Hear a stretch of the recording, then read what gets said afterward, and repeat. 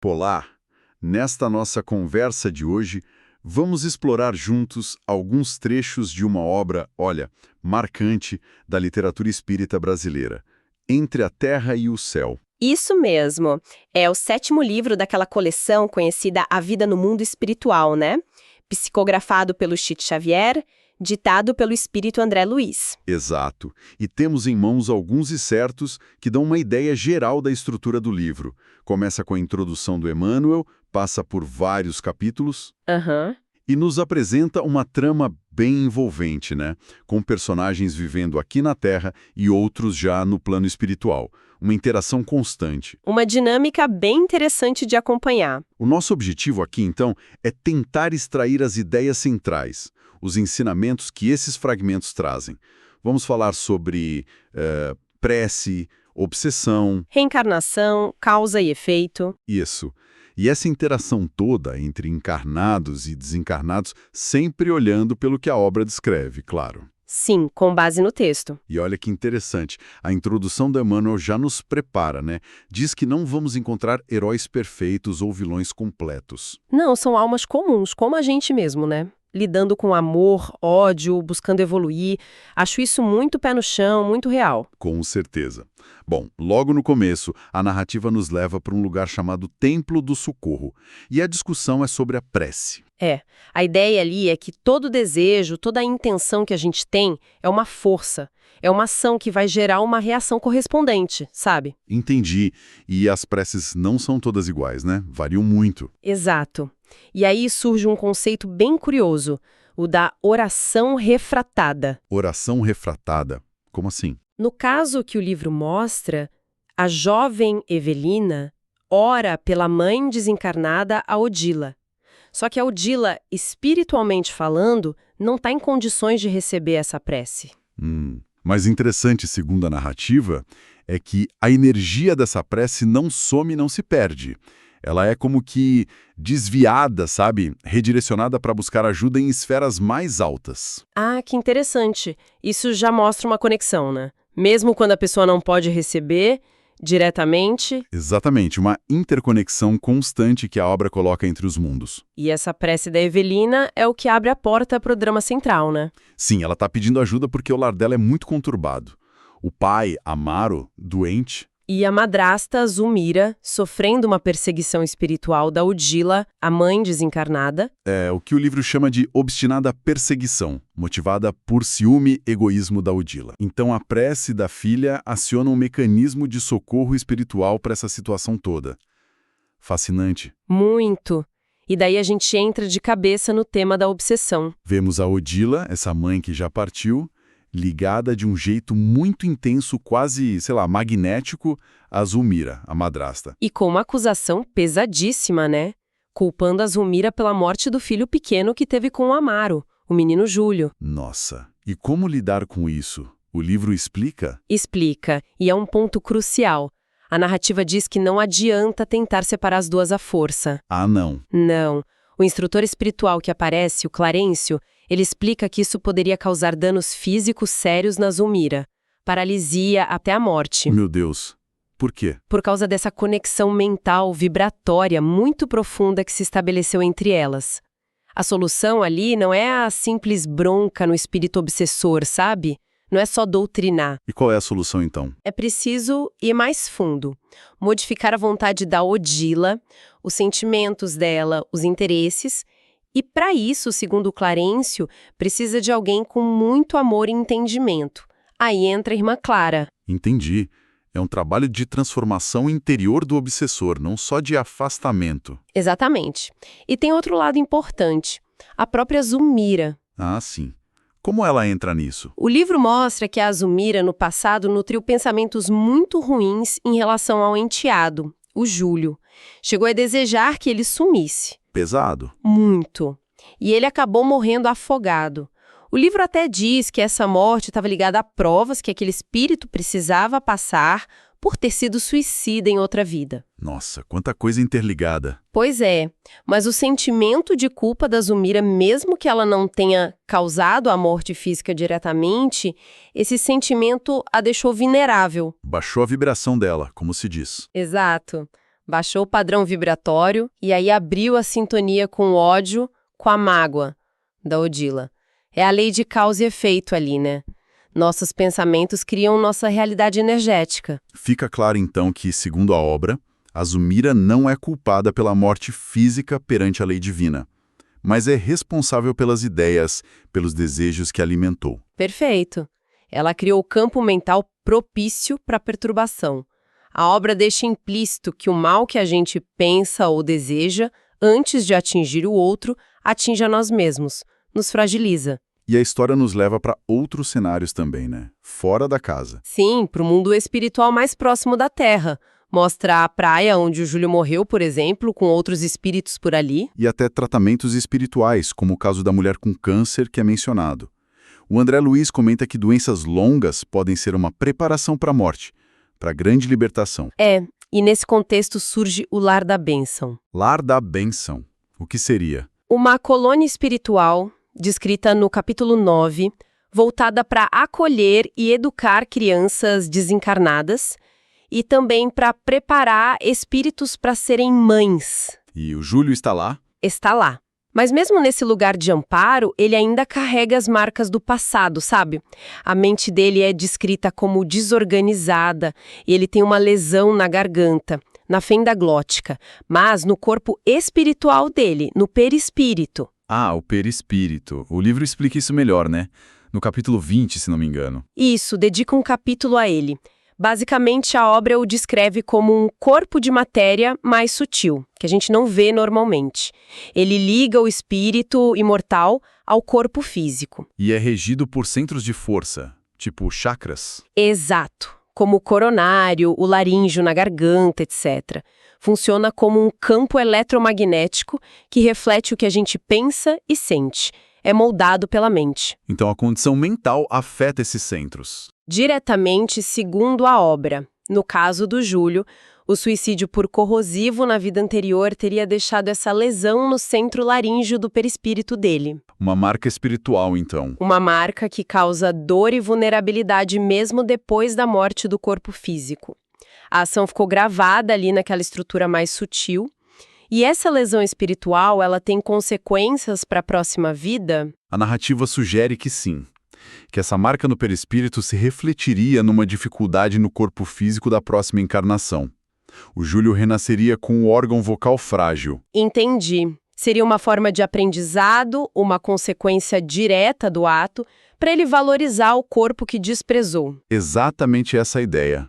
A lei de causa e efeito atuando aí de forma bem detalhada, por mecanismos que a gente poderia chamar de psicossomáticos espirituais e que desembocam na reencarnação como forma de reparação e aprendizado. A trama fica ainda mais complexa, né? Com outros personagens e vidas passadas entrando na história. O Mário Silva, enfermeiro. E o Leonardo Pires, avô da Antonina, aquela personagem que representa mais a fé, a caridade. Isso. E aí, por uma regressão de memória induzida pelo Clarencio no Leonardo, a gente descobre um passado deles na Guerra do Paraguai. Pois é. E que passado, hein? O Leonardo amava a Lola Ibarruri, que é a Antonina hoje, e matou o rival, Esteves, que é o Mário Silva, o enfermeiro, por ciúme. Meu Deus! E não para por aí, né? Não. Esse Esteves, o Mário, numa vida ainda anterior, foi casado com a Lina Flores, que é a Zulmira, a madrasta. O quê? E a Lina, a Zulmira, teve um caso com Armando, que é o Amaro, pai da Evelina, e também com outro Júlio, que é o mesmo espírito do menino que morreu afogado. É uma teia, uma rede de ligações, débitos, afetos e desafetos que atravessa séculos. É uma teia complexa, sim.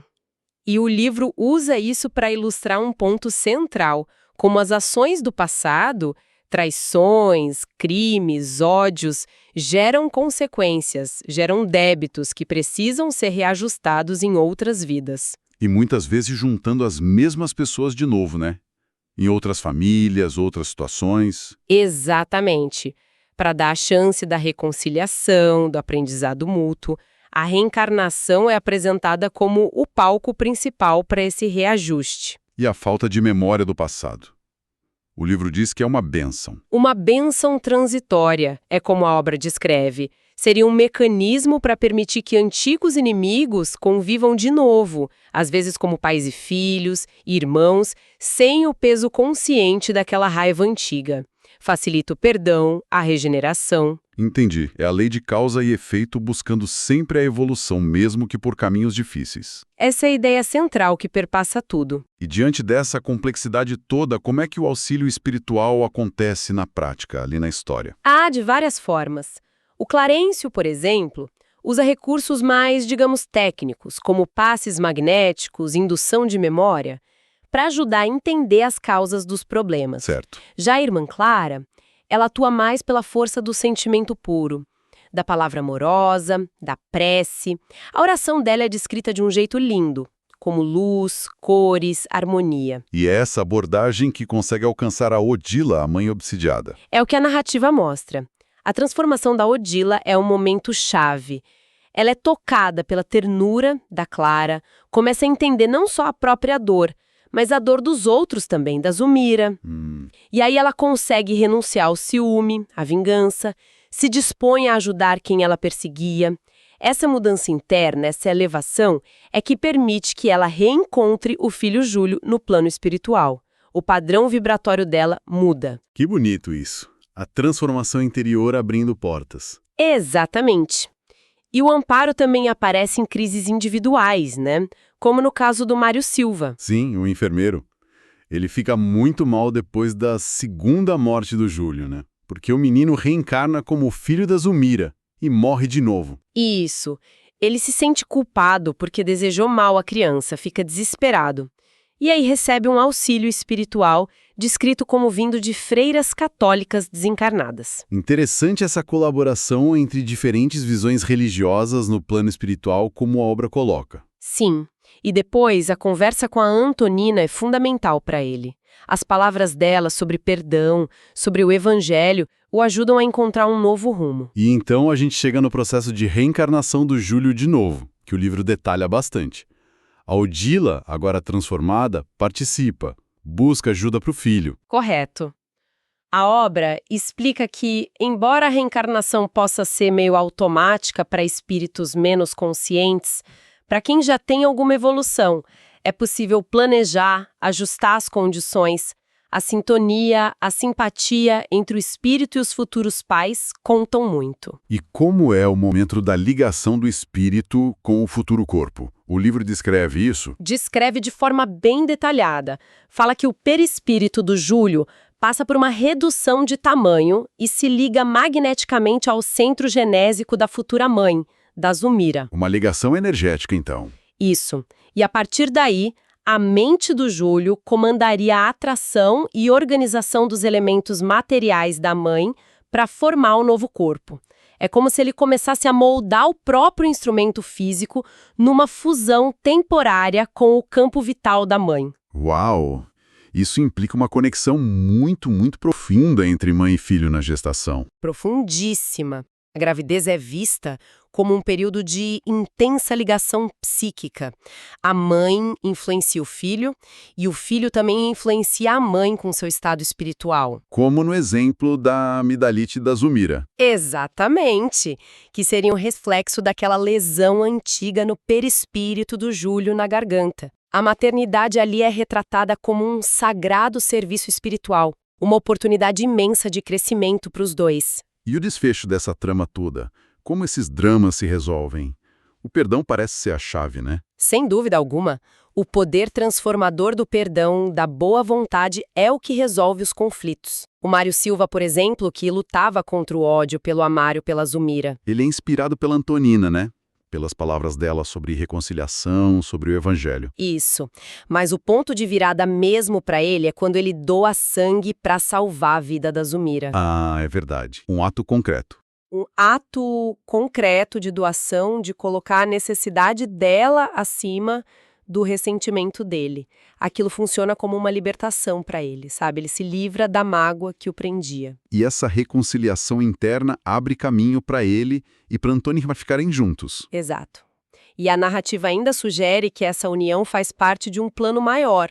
A Antonina, que foi a Lola no passado, vai ajudar o Leonardo, o antigo amor que matou o Mário Esteves, a reencarnar como filho deles. Meu Deus!